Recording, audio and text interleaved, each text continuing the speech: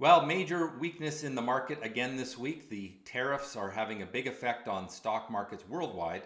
The question is, when will the market make a bottom? Is it time to start buying bargains? Well, I will answer that question, show you what to look for if you want to try to pick up some stocks on sale.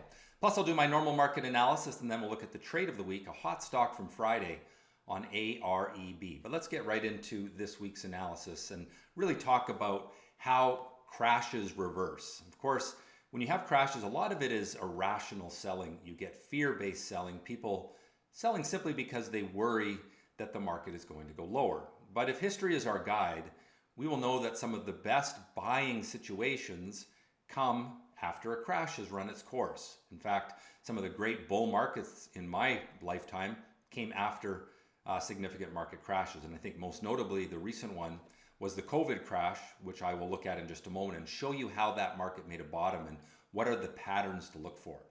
So if we think about trying to pick the bottom, you don't really want to try to pick the exact bottom. That's like trying to catch a falling knife. We want to pick the turning point, and that comes when there is a break of a downward trend from a rising bottom on the chart. I'm going to show you this in just a moment. When we do that, it's imperative that we use good risk management because it can take a few tries to catch the bottom. Oftentimes, the market will look like it's going to bottom and then does it a little farther down and then it makes another bottoming attempt. So let's take a look at the COVID crash from 2020. And you can see there the very sharp sell-off. That was the sharpest sell-off I've ever seen in the market. And then we had the break of the downward trend line. So that's step one for finding a bottom. And then we had the build of a rising bottom, and then we had a break up from a rising bottom. So those are the key components of a market reversal from crash to opportunity. Now let me look at that on a shorter term chart. This now is the 1 hour chart at the same time. You can see the strong selling that was coming into that reversal, which then you break the downward trend line right there. We built this rising bottom, and then we broke up from the rising bottom, and that started the recovery, and it was significant. If we look here at just how significant it was, that was the day to be a buyer of the market. Now notice we're not getting in at the low. If you try to catch a falling knife, you try many times and it never works until you wait for the break up from a rising bottom. But then look what happened here. The market over the next few months went from 260 at that point to 350, 360 over the course of 4 months. And then of course it's gone even higher since then. So really important to look for that reversal pattern. Break of a downward trend line, build of a rising bottom, and then break up from a rising bottom. And you can do that on the market itself. You can do that on individual stocks, things like Apple and Nvidia and whatever other Tesla, whatever other stocks have really been suffering lately. That's the pattern to look for. All right, let's get into my normal market analysis, and we'll start here with the S&P 500, and you can see our daily chart is really quite oversold. Now, why do we say oversold? What does that mean? Well, anytime price runs down and away from the trend line, it's oversold. So if we were to draw a little trend line here, we were oversold there and we bounced back. And you could see that on many different corrections. When the market runs away from the trend line, it comes back. Even here, you can see it ran away, it came back, got stuck at the trend line, fell again. Now we should start to come back to the trend line where we will likely get stuck, reverse, hopefully build a rising bottom, and then break up from a rising bottom. And that would be our signal to be a buyer. Now we can look at that on the shorter term time frame as well. If I go to the 1 month, 60-minute chart, there you can see the really parabolic move to the downside. So anytime a trend goes from linear, being a line, to a curve, parabolic, you have a motion. That is fear-based selling. That's not necessarily rational, and that's what creates the opportunity.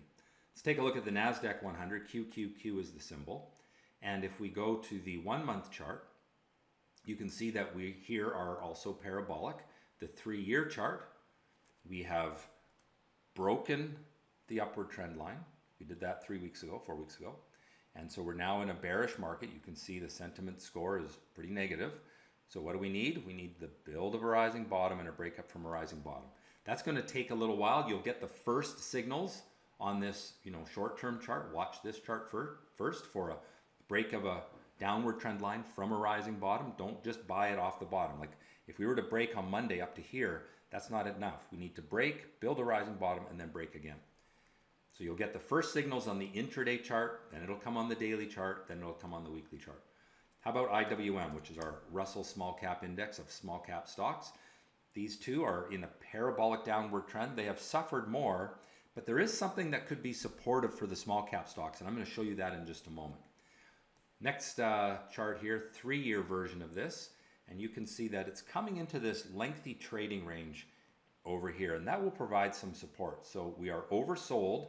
We're coming into an area of support where we should bounce. It hasn't given us a signal yet. For the signal, we can just watch this short-term chart, but there's no signal there yet. Canadian market has fared a little better than the US markets, but still had a big down day on Friday as the whole world seemed to sell off. So if we look at that 1-month chart, you can see the breakdown through support. That's a negative. And looking at the 3-year chart, the long-term upward trend line has been broken from a little falling top. And so it wouldn't surprise me if we see more weakness, but again, watch for that break up from a rising bottom, first on the hourly chart, and then on the daily chart, and then on the weekly chart. All right, gold. Gold is still in an upward trend, but it had a little bit of weakness to end the week. But why is that okay? Because price had run away from the trend line, come back. And here again, run away, and it's coming back to the trend line. If it breaks this trend line, then we're going to take a little bit more negative view, but for now, it's still in that upward trend and therefore bullish. On the oil had a big sell-off for a couple of days here as worries about a global recession come into play, and so the short-term picture is very negative, but also quite oversold. If we look at the 3-year chart, you see that we're breaking down from this pattern. That's a negative. We do have support right here that's held up for, almost 2 years. And so we'll see if it can bounce back from that. But again, what you want to watch for in the oil market, look to the short-term chart first, build of a rising bottom, break of a rising bottom. Unfortunately, this is a very peculiar chart because you have all these big gaps to the downside. Now, it's not really a trend, it's just a fear-based sell-off. All right, let's take a look at the currencies. We'll look at the US dollar, UUP. You can see the trend is down, but it's getting to the point where it's got some support and should bounce back. And if we look at Bitcoin, GBTC, the general move here is pessimistic in the sort of medium term, but in the very short term, it's actually started to stabilize. So that's a good sign for Bitcoin.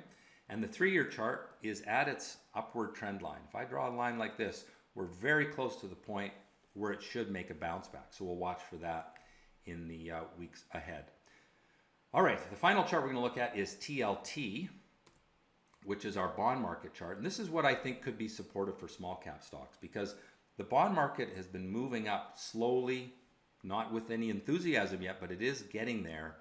And that means that the market's starting to think about the potential for the US Fed to lower interest rates. And if the US Fed lowers interest rates, that's going to be most supportive for small cap stocks. They're the most sensitive to it. One of the reasons the small cap market underperformed the large cap is because so much of the interest rate story was getting priced into that, the higher interest rates for longer. So we're starting to see a shift in that. So let's take a look at my change or my ratings then for this week. There are some changes. Bearish, a lot of red there for global stock markets. Gold is still bullish, but it's up a lot. I worry that it could break its upward trend line, so watch that closely. Oil has gone to bearish on both time frames. US dollar, short-term bearish, long-term neutral. Bitcoin, short-term neutral, but still long-term bullish, still in that long-term upward trend. Bonds bullish and in the short-term and long-term neutral. All right, let's get into this week's trade of the week. And the lesson here is that even on a day when the market is having a huge sell-off, Dow is down 1,500 points or more, there are still stocks that go up. These are the stocks that I day trade. We day trade in our active trader service that we run every day, Active Live.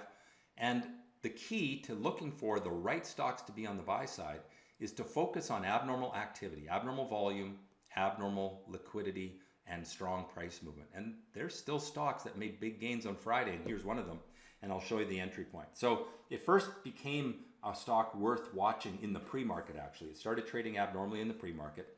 It had this nice move to the upside, and then a pullback here with this little pink and yellow dot right there. That's our action candle, breaking what I call a 2 inflection point trend line.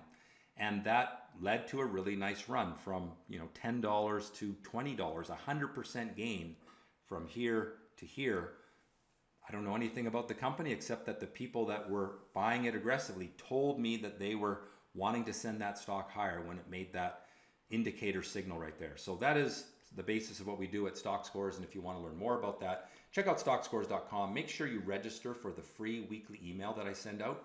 I send out trading tips and stock lessons and all kinds of good things each Monday. It's free. You can register for that on the homepage of stockscores.com. Hope you've enjoyed this week's webinar or video. If you have, please hit that like button, subscribe to the channel, and most importantly, trade well.